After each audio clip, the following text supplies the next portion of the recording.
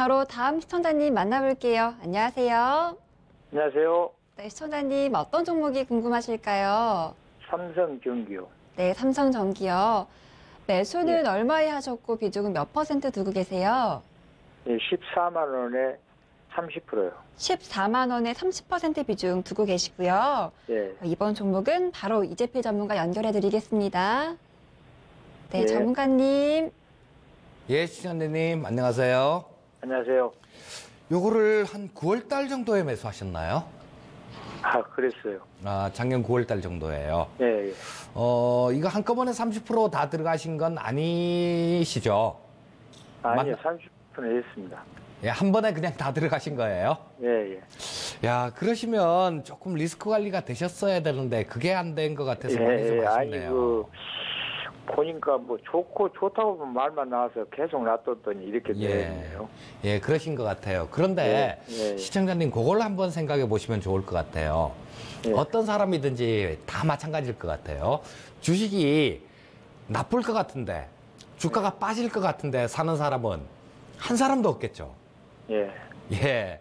그런데 이 결국은 보면 주가라는 게 나는 오를 줄 알고 샀지만 이 시장에 안 받쳐준다든가 뭐 환경이 변하게 된다든가 이렇게 되면 주가가 좀 빠지는 경우도 굉장히 좀 자주 발생됩니다.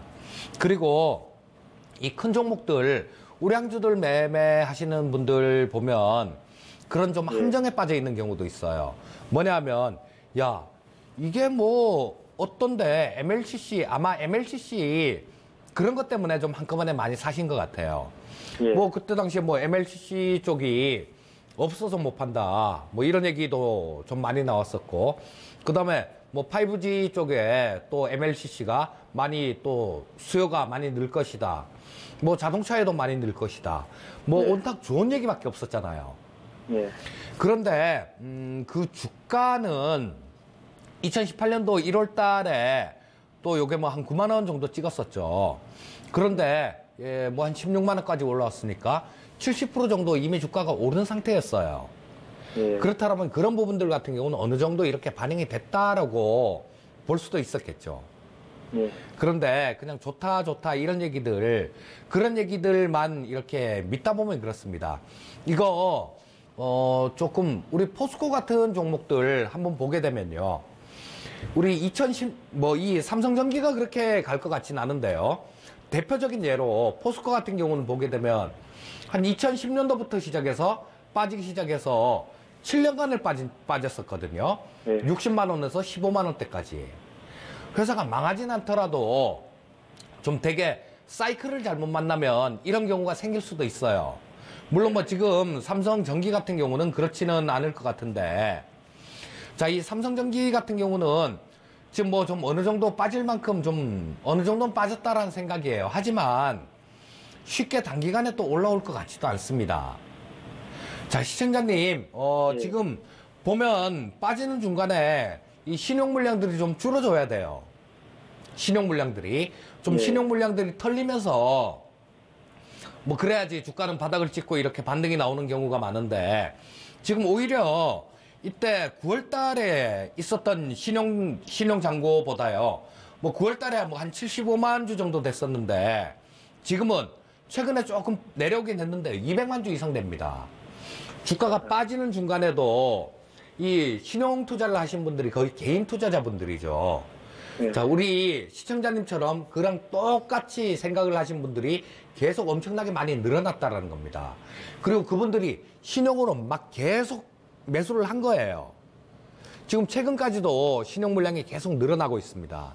그래서 이게 주가가 의미 있는 반등이 나오기 위해서는 이 신용 물량부터 좀 많이 줄어들어야 돼요. 신용 물량이 줄어들자면 시간이 좀 상당히 좀 많이 필요하다라는 생각입니다. 자, 시청자님, 뭐 시간 투자는 좀 하실 수 있으신 분이시죠?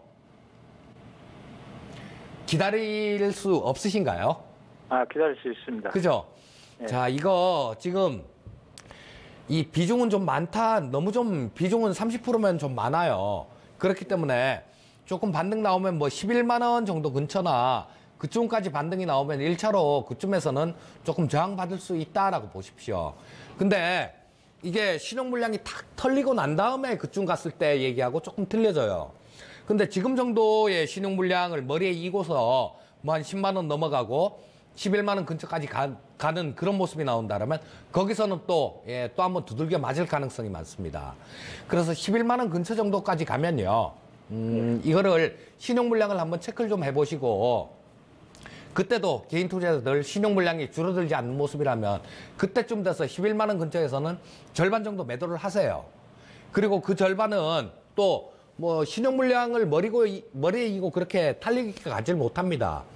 조정을 받으면 그때 또 다시 노리더라도 11만 원 근처에서는 절반 정도 일단 정리하고 넘어가는 전략, 뭐 그런 전략을 말씀드리겠습니다. 단 신용 물량은 체크를 해 보셔야 돼요. 그럼 시간은 어느 정도까지 걸릴 것 같습니까? 자, 지금 이거 완전히 역배열된 상태라서요. 네. 지금 뭐 단기간에는 돌리기 힘들다고 봅니다. 그리고 신용 물량이 이게 하루 이틀 만에 줄어드는 물량들이 아니에요. 신용 물량들이 지금 200만 주 이상 작년에 9월 달에 최고점이 있을 때보다 약 3배 가까이 늘어났어요. 신용 물량이 오히려. 이런 것들이 털리려면 최소한 한 2, 3개월 정도 그 정도의 시간은 필요하다라는 생각이거든요. 그런데 2, 3개월 정도 지나면서 신용이 털려갖고 올라오면 그때는 좀 나은 거예요. 그런데 11만 원 근처에서 매도하라는 얘기는 신용 물량이 안 털리고 단기간에 반등이 나왔을 때 그때를 말씀드리는 겁니다. 근데 단기간에 반등이 나오기가 그렇게 만만치는 않을 것 같아요. 그래서 좀 기다린다는 기분으로 기다리시고 계시다가요. 이 신용 물량이 조금 털리는 모습 이런 것들 나오면 좀 기다려 보시고 털리기 전에 11만 원 정도까지 반등이 나오면 그때는 절반 정도 덜어내시라는 얘기입니다. 이해 가셨나요? 예. 예, 그렇게 하시면 되겠습니다.